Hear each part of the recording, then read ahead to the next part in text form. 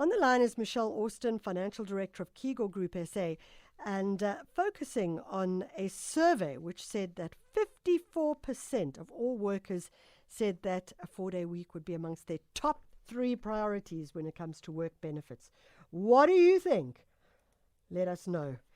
Michelle, thanks so much for joining us. Great name, by the way. Thank you so much. Great name for you too. Thank you so much for having me this morning. Michelle, 4 days a week. I mentioned that it is gaining popularity. What is the rationale behind it? So there's a 100-80-100 principle. So basically what the principle is stating is that it is 100% remuneration for 80% time, but in exchange for 100% productivity. So the theory behind it is that the more time that you get off, or in this case, working a 4-day week or working 4/5 of the time, should in essence actually make you more productive because you have more time to rest. And also I think a lot of people, I don't think we realize how much time we actually spend during the workday doing unproductive things.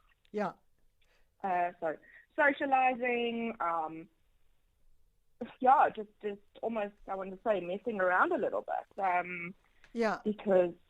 Because you can't be productive, 100% productive all the time. It's just impossible. So what the theory is stating is that with fewer working hours, and it doesn't necessarily mean that it needs to be a 4-day week. It means that it could be shorter hours, 5 days a week, or taking 2 days off every 2 weeks, or whatever the case may be, and whatever the industry or the company feels is right for them, just giving the employees a little bit more personal time. Well, I do have to say, I went back to work this week, and I must say, by the time I got to Friday, I was shattered. I was absolutely shattered. And I'm sure everybody's feeling like that. It's like your first week back at work, if you were lucky enough to even have a holiday, and you just had to rock from Monday to Friday, and suddenly that little afternoon nap was just calling loudly all the time. Definitely. All day, every day. So I totally understand that. You do mention the different industries, and I suppose one has to ask, is this something that is feasible for different sectors? So I definitely think it is feasible for all sectors, but I do think that there's considerations that need to be taken into account. So I think it would be easier to roll it out, for instance, in a professional services type environment, or something that is more consistent than an industry, for example, that needs constant coverage and customer service. So I think it would be a little bit more difficult in industries such as retail, hospitality, emergency services, the police force, public transport, and healthcare. But there are things that can be done in those sectors that can actually make it work. So, I mean, for instance, the public transport sector can't just take 3 days off a week, or they can't work shorter hours. But there are things that we could do in those sectors that could make it work. So there could be shift work, there could be rotation.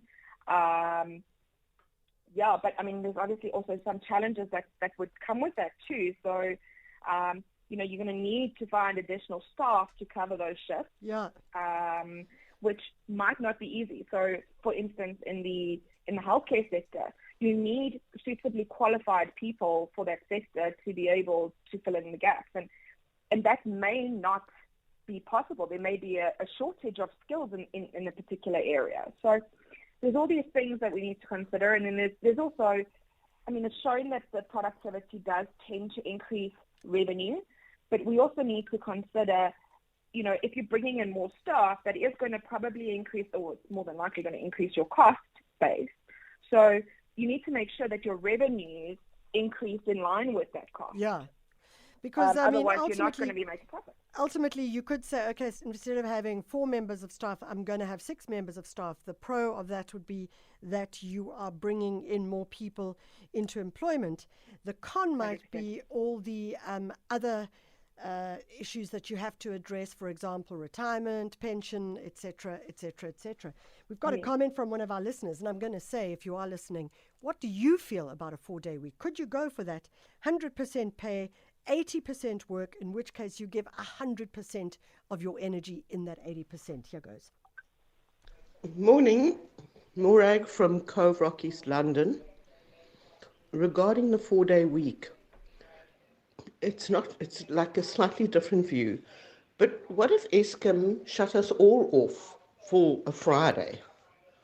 Okay, maybe just for 12 hours and then a night, one other night. If it was a 24-hour shutdown for everyone, would they have enough energy to keep us going for the next week? Because then we all close down at the same time and we all work at the same time. At the moment, you don't know who's working and who's not.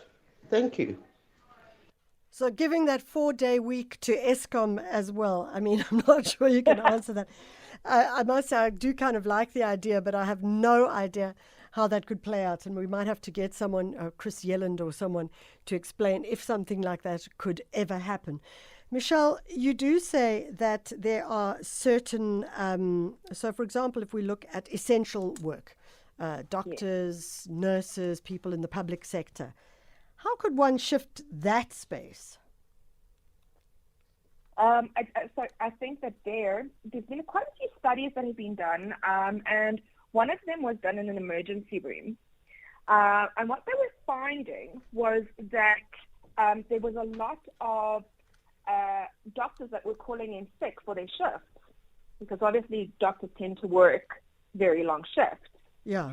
So what they did was they changed it to the 4-day work week. So they gave more time off, and they then hired more staff. So instead of bringing locums in to cover, they hired more staff to be able to cover it. Yeah. And what they found was that the amount of sick leave that was taken was less, and it actually cost less to hire more full-time staff than to bring locums in when required. Wow. So it's just a case of playing with strategy, essentially, and finding a good balance, like what is going to work and what is not going to work. And each industry is going to be very different, and even each company or organization is going to be different. So, for instance, mining, a lot of mines run 24/7, and I guess coming back to Eskom, it's going to be exactly the same thing. They cannot shut everybody's power off for 12 hours or 24 hours at a time. It is just not feasible. It takes too long to get their power generation back up again. And we can go into a lot of detail, but that's why when one of these power stations goes down, why it takes a week or two for it to get back up to generating capacity. Yeah. So there are certain industries that is not feasible for everybody to take a certain day off. Yeah. We're all used to the convenience of going to Pick n Pay or Checkers or Spar, from 8 o'clock in the morning until, in some cases, 8 o'clock at night. Now you want to say we're going to close down Pick n Pay on a Friday. I think there's going to be some serious culture shifts that would need to happen if we wanted to do that. So, 100 years ago, nobody could work on a Sunday. I think I remember when I was a child, which was kind of weird. If we think about how it is now. Michelle, when we say a 4-day week, are we suggesting that it is Monday to Thursday or Tuesday to, or are we saying that if you have a staff complement, say of 10 people, you're a small enterprise, that you might say, okay, everybody chooses their own day to take off? Because isn't that like requiring huge admin and organizational skills as well? Yes, so it definitely is. That is one of the challenges around it is, there's going to be a lot of admin and planning involved in that sort of thing. So it doesn't, the 4-day work week is kind of a bit of a misconception. It doesn't mean people are only working 4 days a week. It needs to be adapted to each specific industry and each specific organization. So it could be that one salesperson takes 1 day off a week, or it could mean that they work 5 days a week for 2 weeks and then take 2 days off in the third week. It could mean that instead of working 8 hours a day, they work 6 hours a day. Okay, let's listen so to... it's very flexible, and it's definitely not a one-size-fits-all approach. Let's listen to a couple of comments that are coming through. Hi, Sister Michelle, and hi, Sister Michelle. 4 days for truck drivers, it won't work. It's a no, it can't work. It's unapplicable. It doesn't work on us. And we can't. We don't even need an extra driver, because that means less pay for you. And with these increases on Eskom and stuff like that, no. And I don't think to anyone it will work, because already it's shorter days because of Eskom already. So 4 days, as you say, for truck drivers, no, that couldn't work. I know that someone else made a comment about the 7 day a week people, police, hospital, obviously all of those guys, hospitals, police 7 days a week, and restaurants are 6 or 7 days a week, says this person as well. So there's those kinds of issues and challenges as well. Michelle, you in fact are the financial director of your company, which makes me think this is something that in your space you would have to really think about, as you say. I mean, because you need to, as you say, it's a 100% pay, but you might need to bring in more people. You might need to shift things as well. Is that the case? Yeah, so in our industry, we're in the manufacturing industry, and we supply the mining industry. And some of our clients run 24/7 continuously, pretty much 365 days a year. So, if they have a breakdown, for instance, or a load shed, a lot of our clients are prepared for that. So they've got their own power generation. To avoid, it's a massive risk, because if they are down and they are not producing gold, silver, platinum, they are losing enormous amounts of money every hour.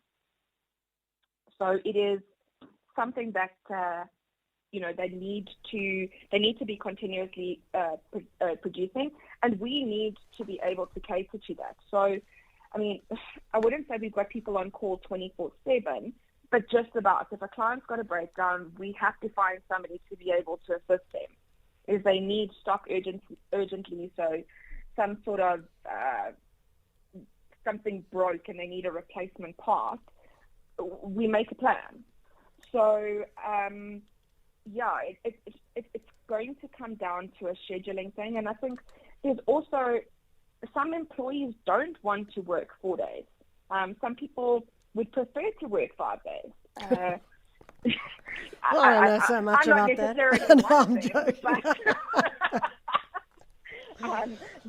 But there are some people that just like the consistency of going into the office every day, doing what they do, and whether it's getting away from the kids or a different environment or the social aspect of it.